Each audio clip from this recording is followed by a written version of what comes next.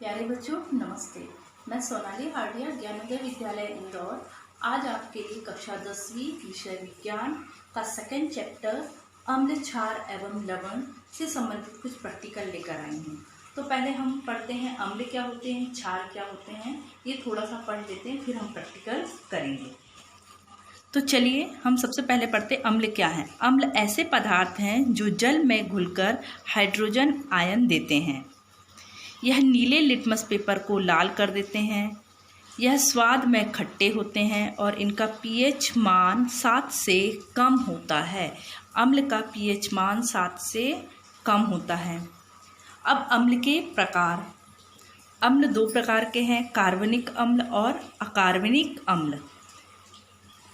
कार्बनिक अम्ल वे कार्बनिक यौगिक जिसमें अम्लीय गुण होते हैं। प्रायः खट्टे फलों में कार्बनिक अम्ल पाए जाते हैं। कुछ प्रयोगशाला में भी उपयोग में लाए जाते हैं। अकार्बनिक अम्ल क्या होते हैं? अकार्बनिक अम्ल को खनिज अम्ल भी कहा जाता है। अब हम पढ़ेंगे कि अम्ल के स्रोत क्या हैं। अम्ल किसमें कौन कौन सा अम्ल पाया जाता है? सिरका और अचार में पाया जाता है एसिटिक अम्ल। अंगूर और इमली में पाया जाता है टार्टरिक अम्ल। नींबू और संतरे में पाया जाता है साइट्रिक अम्ल। दूध और दही में पाया जाता है लैक्टिक अम्ल। घास और पत्तियों में पाया जाता है बेंजोइक अम्ल। चींटी, बिच्छू और मधुमक्खी में पाया जाता है फॉर्मिक अम्ल। टमाटर में पाया जाता है ऑक्जेलिक अम्ल। अब यहाँ पर कुछ अम्ल प्रबल भी होते हैं और दुर्बल भी। तो चलिए हम पढ़ते हैं प्रबल अम्ल क्या है। जल में घुलकर हाइड्रोजन आयन देते हैं। यह जल में घुलते हैं, आसानी से घुल जाते हैं। प्लस आयन देते हैं, जल में घुलकर हाइड्रोजन आयन देते हैं। विद्युत के चालक होते हैं और प्रतिक्रिया दर इनकी अधिक होती है। ये इनकी पहचान है प्रबल अम्ल की। एग्जाम्पल है हाइड्रोक्लोरिक अम्ल, सल्फ्यूरिक अम्ल और नाइट्रिक अम्ल। अब दुर्बल अम्ल क्या है? यह जल में घुलकर कुछ ही भाग विभाजित करते हैं। प्रबल हमने पढ़े थे आसानी से जल में घुल जाते हैं, पूरी तरह घुल जाते हैं, और इनका कुछ ही भाग, दुर्बल अम्ल का कुछ ही भाग घुलता है। यह हाइड्रोजन आयन तो देते हैं लेकिन बहुत कम।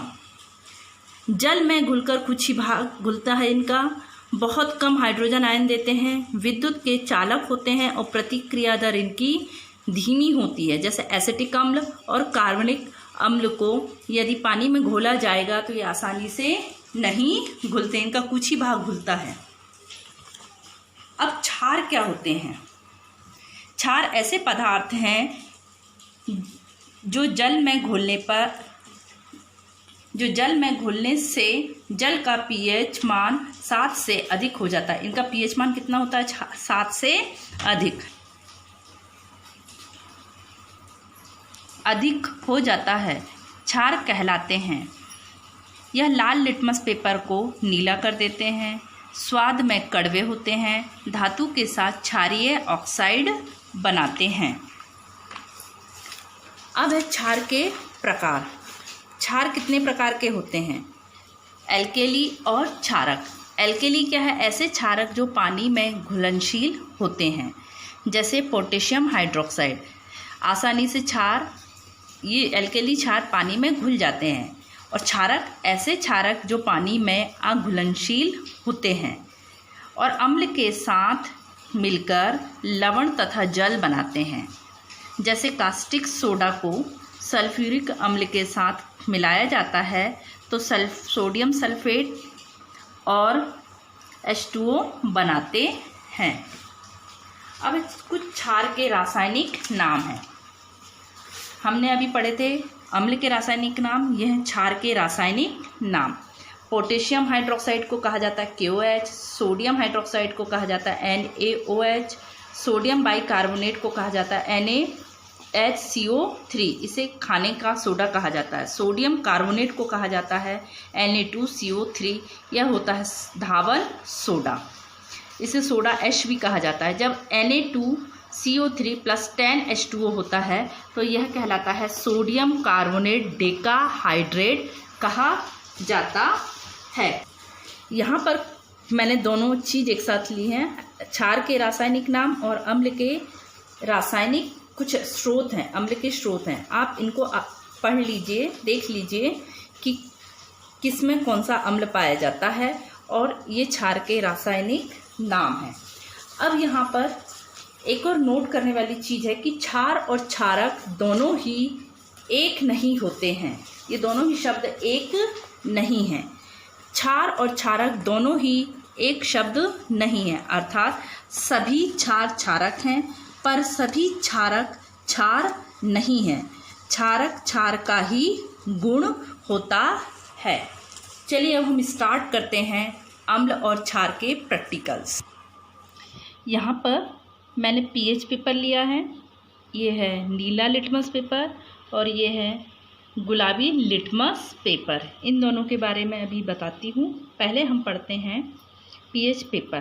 पीएच पेपर या पीएच स्केल कहा जाता है। ये हल्का पीले रंग का होता है।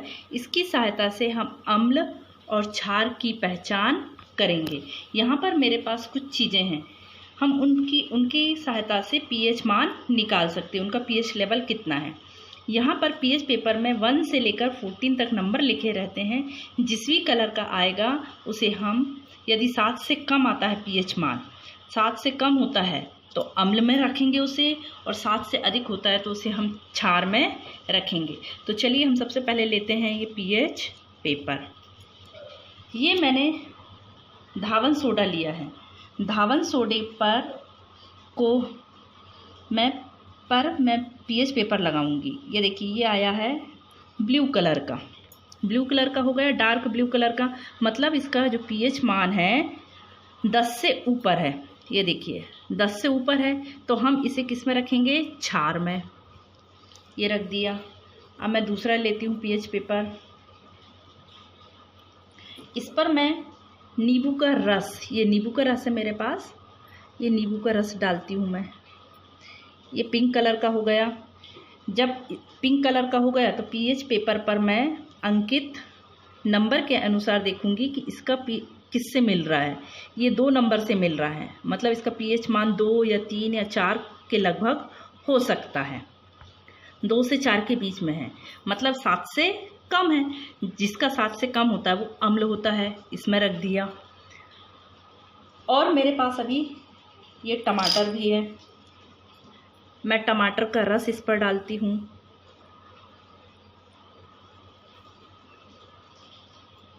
ये टमाटर का रस मैंने डाला इस पर।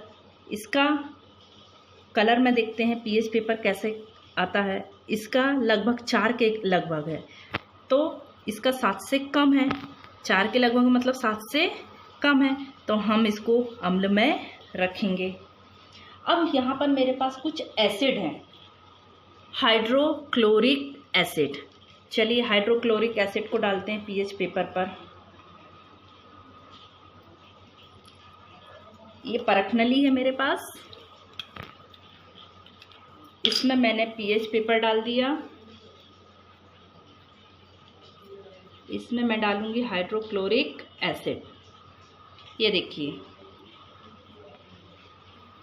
हाइड्रोक्लोरिक एसिड डाल दिया। ये किस कलर का हुआ, इसकी सहायता से, पीएच पेपर की सहायता से देखेंगे 1 नंबर के लगभग आ रहा है, मतलब 7 से कम है। तो ये भी क्या हो गया, अम्ल। हाइड्रोक्लोरिक एसिड भी अम्ल हो गया, नींबू भी अम्ल हो गया, टमाटर में भी क्या पाया जा रहा है, अम्ल पाया जा रहा है। लेकिन धावन सोडे में पाया जा रहा है क्षार। एक और क्षार लेते हैं, ये डिटर्जेंट है। देखते हैं हम क्षार है या अम्ल है। इसका भी हम पीएच मान निकालते हैं।